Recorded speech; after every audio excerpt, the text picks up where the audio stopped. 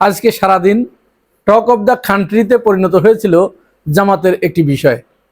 সেটি হচ্ছে ধানমন্ডি ৩২ নম্বরে জামাত আজকে বিক্ষোভ সমাবেশ করতে গিয়েছিল। যেহেতু ২৩শে জুন, এই উপলক্ষে আজকে আওয়ামী লীগের মাঠে নামার কথা ছিল তাদের প্রতিষ্ঠা বার্ষিকী উপলক্ষে। এই ব্যাপারে তো আগে থেকেই সতর্কতা জারি করা হয়েছিল, গোয়েন্দা সংস্থার কাছে বিভিন্ন ধরনের রিপোর্ট ছিল। আজকে তারা নাশকতা করার একটা প্ল্যান করে রেখেছিল। তো যাই হোক, সরকারের অত্যন্ত সচেতনতার কারণে এবং রাজনৈতিক দলগুলোর, বিশেষ করে জামাত ইসলামের কর্মতৎপরতার কারণে আওয়ামী লীগ আজ মাঠে নামার সুযোগ পায় নাই। কোথায়ও তারা সেইভাবে মাঠে নামতে পারে নাই। চোরাগুপ্তা দুই একটা মিছিল ৫-১০ জনের একটা গ্রুপ হয়ে একটা ব্যানার নিয়ে ১-২ সেকেন্ড বা ৩০ সেকেন্ড ৪০ সেকেন্ডের একটা দুইবার জয় বাংলা স্লোগান দিয়ে তারা আবার পালিয়ে গেছে। জামাত ইসলাম আজ সারাদিনই ধানমন্ডি ৩২ এবং ঢাকার অন্যান্য জায়গায় কর্মসূচি দিয়ে রেখেছিল যে আওয়ামী লীগ যাতে মাঠে নামতে না পারে। তো এরই এক পর্যায়ে ধানমন্ডি ৩২ নম্বরে একটি অনাকাঙ্ক্ষিত ঘটনা ঘটেছে। সেখানে তাদের অনুষ্ঠান চলাকালীন সময়ে হঠাৎ একটা হট্টগোল বেঁধে যায় এবং সেখানে একজন সাংবাদিককে মারধর করা হয়। আর মুহূর্তেই এই সংবাদ ভাইরাল হয়ে যায়। ভাইরাল হবার সাথে সাথে তো জামাত ইসলামের এমনি দোষ বেশি, একেবারে টক অব দ্য কান্ট্রিতে পরিণত হয়। জামাতকে যে যেরকম পারছে সে সেরকম তুলোধনা করে ছাড়ছে, গালি গালাজ ইত্যাদি ইত্যাদি। এখানে জামাত ইসলামের একটু ভুল আছে, তারা একটু ভুল করে ফেলেছে। সাংবাদিকদের গায়ে হাত দেয়া এটা মোটেই উচিত নয়, কারণ স্বাধীন গণমাধ্যম যদি তারা স্বাধীনভাবে তাদের দায়িত্ব পালন করতে না পারে তাহলে বস্তুনিষ্ঠ সংবাদ উঠে আসে না। বিশেষ করে মাহফুজুর রহমান শিশির যে ছেলেটাকে মারধর করা হয়েছে, এই ছেলেটা আবার মজো সাংবাদিক, মোবাইল সাংবাদিকতা করে আর কি। তো এরা কিন্তু অনেকটা বস্তুনিষ্ঠ সংবাদ পরিবেশন করে। এদের কারণে, এই মোবাইল সাংবাদিকতার কারণে মেইন স্ট্রিম সাংবাদিকদের ভিতরে যে একটা অসাধুতা ছিল, তারা যে তিলকে তাল বানাতো বা একটা অসত্যকে সত্যে রূপান্তরিত করত অহরহ, এই মোবাইল সাংবাদিকতার কারণে তাদের এই প্ল্যানটা ভেস্তে গেছে। এটা তারা আর এখন করতে পারে না। আর বিশেষত মিডিয়া পাড়ায় জামাত ইসলামের কোনো উপস্থিতি নাই।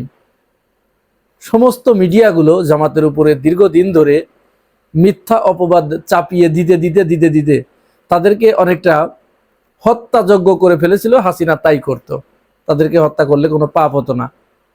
এবং কাউকে হত্যা করে যদি শুধু একবার বলা হতো যে জামাত শিবির, বাস ৭ খুন মাপ, আদালতও ওই হত্যাকারীর পক্ষেই রায় দেবে এরকম একটা ভাব।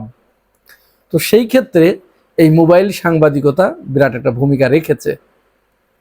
এখন এই যে ছেলেটাকে মারা হয়েছে, এর পিছনে একটা ব্যাকগ্রাউন্ড আছে, ব্যাকগ্রাউন্ডটা একটু জানা দরকার। কারণ পরিস্থিতি কোন কারণে এরকম একটা উত্তপ্ততায় রূপ নিল, এটুকু একটু জানা থাকা দরকার। তাহলে পরিস্থিতি বিচার করতে, বিবেচনা করতে একটু সুবিধা হবে। জামাত ইসলাম যখন ধানমন্ডি ৩২-এ তাদের প্রোগ্রাম চলছিল, বক্তব্য দিচ্ছিল অনেকেই, তো প্রত্যেকটা দলেরই প্রোগ্রাম চললে তাদের তো অনুষ্ঠান সূচি করা থাকে, কার পরে কে বক্তব্য দেবে, কার পরে কে বক্তব্য দেবে। তো এই ছেলেটা মাহফুজুর রহমান শিশির, এই ছেলেটা এক পর্যায়ে কিছুক্ষণ পরে বিরক্ত হয়ে বলেন যে আমরা কারো বক্তব্য নিতে পারবো না, আপনারা মূল যে বক্তব্য, প্রধান অতিথি তার বক্তব্য দেন, অন্য কারো বক্তব্য আমরা এখানে শুনতে আসি নাই। তো এইখানে তো আসলে আমরা যারা সাংবাদিকতা করি, আমাদেরও কিন্তু অনেক সময় আমাদের প্রখর রোদের ভিতরে দীর্ঘক্ষণ দাঁড়িয়ে থাকতে হয়, ধৈর্যচ্যুতি ঘটা স্বাভাবিক। কিন্তু তারপরেও কিছু কিছু জায়গায় আমার মনে হয় আমাদের আরেকটু ধৈর্যের পরিচয় দেওয়া দরকার।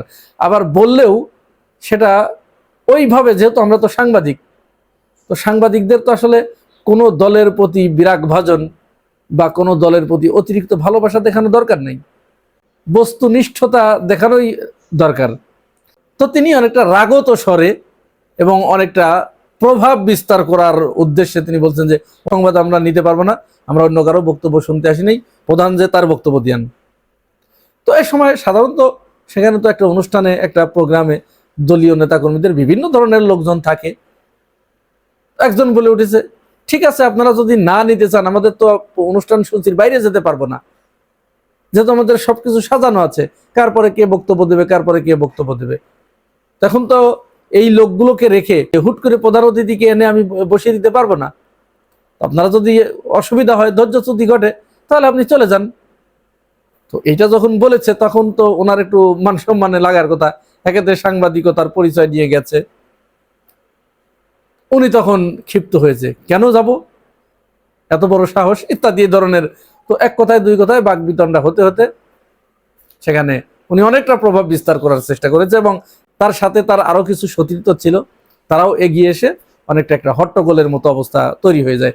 তো তার বাচনভঙ্গি, বডি ল্যাঙ্গুয়েজ, গেস্টার, পোস্টার এইগুলো দেখে স্বাভাবিকভাবেই ওইখানে যারা ছিল তারা ভেবেছে তো তাহলে জাতীয়তাবাদী বা জামাত মনা কোনো সাংবাদিক নয়, এ তো সেই সাংবাদিক যে শেখ হাসিনার অনুষ্ঠানে যে ঘন্টার পর ঘন্টা বসে থাকলে তাদের সমস্যা হয় না, আর এখানে এসে তারা এই ধরনের পরিকল্পিতভাবে হট্টগোল বাঁধানোর চেষ্টা করছে। এই করতে করতে হাতাহাতি শুরু হয়ে গেছে, এবং পরবর্তীতে শোনা গেল যে তাকে আওয়ামী লীগের দোসর বলে তাকে মারধর করা হয়েছে। তো এটা আসলে উচিত হয় নাই, আরো একটু ধৈর্যের পরিচয় দেওয়া উচিত ছিল। এখন আমাদের বাংলাদেশে হয়েছে কি, এই সাংবাদিকতা এটা একটা কার্ড হয়ে গেছে।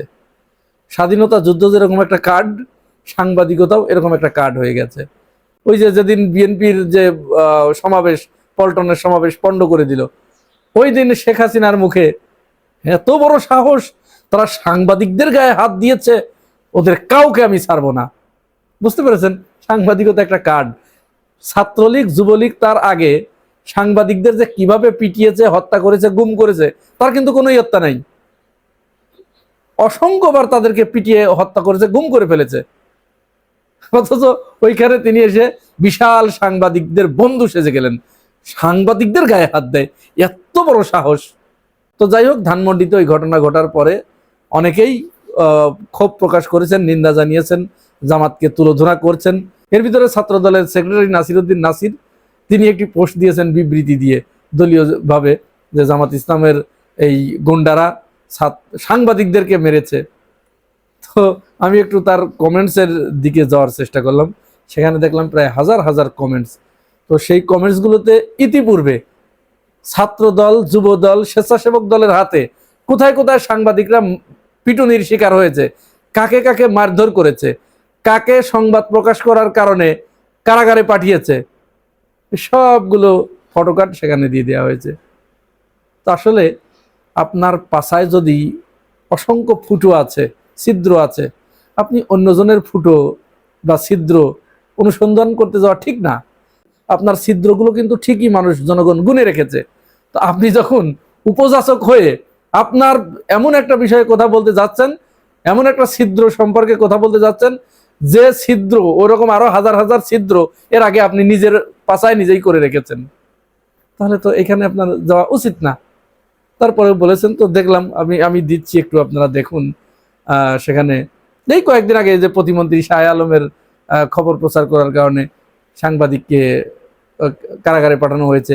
এই যে কয়েকদিন আগে ঢাকা বিশ্ববিদ্যালয়ে মোসাদ্দেক এবং জুবায়েরের উপরে যে হামলা চালালো, ওইখানে 50 জন সাংবাদিককে ছাত্রদল পিটিয়েছে ঢাকা বিশ্ববিদ্যালয়ের। পরে তারা তো বিএনপির সংবাদ বয়কট করেছিল। এরকম অসংখ্য উদাহরণ আছে। তো যাই হোক, এখানে সর্বশেষ কথা, জামাত ইসলাম এখানে খুব ভালো একটা কাজ করেছে, সাথে সাথে অত্যন্ত বিচক্ষণতার পরিচয় দিয়েছে।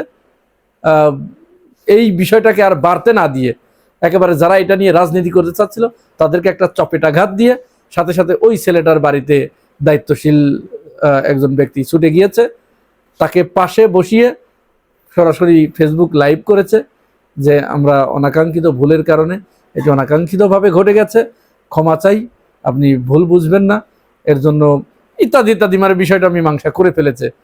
এটি একটা ভালো দিক। কেউ ভুল করলে সমালোচনা আমরা করবো, এটি স্বাভাবিক, সবাই সমালোচনা করবে, কারণ এই ধরনের ঘটনা আশা করা যায় না, এটা উচিত না। এই যে সমস্ত আওয়ামী ফ্যাসিবাদের যে দালাল, যে সাংবাদিকগুলো, এরা তো এখনো সাংবাদিকতা করছে। আমরা তাদেরকে শারীরিকভাবে লাঞ্ছিত না করে আইনগত ব্যবস্থা নেওয়া যেতে পারে, সেই ব্যাপারে অবশ্যই সচেতন হওয়া দরকার সবারই। তবে আইন কারো নিজের হাতে তুলে নেওয়া ঠিক না, সেটা হোক আওয়ামী লীগের সাংবাদিক, হোক অন্য কারো, বা যে কেউ হোক, কাউকে শারীরিকভাবে লাঞ্ছিত করা মোটেই উচিত হবে না।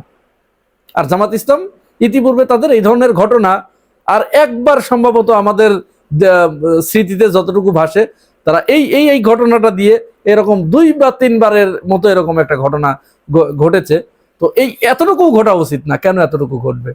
নেতাকর্মীদেরকে আরো শান্ত রাখতে হবে, তাদেরকে বোঝাতে হবে যে গণমাধ্যমের কর্মীদের কোনো মতো অবস্থায় শত্রু জ্ঞান করা যাবে না, তাদেরকে বন্ধুসুলভ দৃষ্টিতে দেখতে হবে। বিএনপি আওয়ামী লীগ তারা ক্ষমতায় আসে যায়, সুতরাং তারা পেটালেও ওইটা অনেকেই ভুলে যায়। কিন্তু জামাত ইসলামের তো ওই সম্ভাবনা কম, যার কারণে ওই চ্যাং ওঠে ব্যাং ওঠে খলসে বলে আমিও একটু উঠে দেখি। হ্যাঁ, তখন ওই প্রত্যেকেই, যে ব্যক্তি বিএনপি এবং আওয়ামী লীগের হাজারো অপকর্মের বিরুদ্ধে কোনোদিন মুখ খোলে না, সেও যদি জামাত ইসলামের কোনো একটা তিল পরিমাণ ভুল দেখে লাভ দিয়ে ওঠে, ওই খলসে মাছের মতো লাভ দিয়ে ওঠে, অনেকেই দেখি আমরা। তো যাই হোক, বিষয়টি জামাত ইসলাম খুব ভালোভাবেই সামাল দিতে পেরেছে বলে আমাদের কাছে মনে হয়, এবং যারা এটা নিয়ে রাজনীতি করতে চাচ্ছিল তাদের রাজনীতিতে একটা পেরেক ঠুকে দিয়েছে। এটি জামাত ইসলামের একটি দূরদর্শী সিদ্ধান্ত হয়েছে বলে আমাদের কাছে মনে হয়। প্রিয় ভাই ও বোনেরা, এ ব্যাপারে আপনাদের কাছে কি মনে হয় জানাবেন মন্তব্যের ঘরে। আর আপনি যদি আমার এই চ্যানেলে নতুন হয়ে থাকেন তাহলে চ্যানেলটি সাবস্ক্রাইব করে পাশে থাকবেন। আজ এ পর্যন্তই, ভালো থাকবেন, আল্লাহ হাফেজ।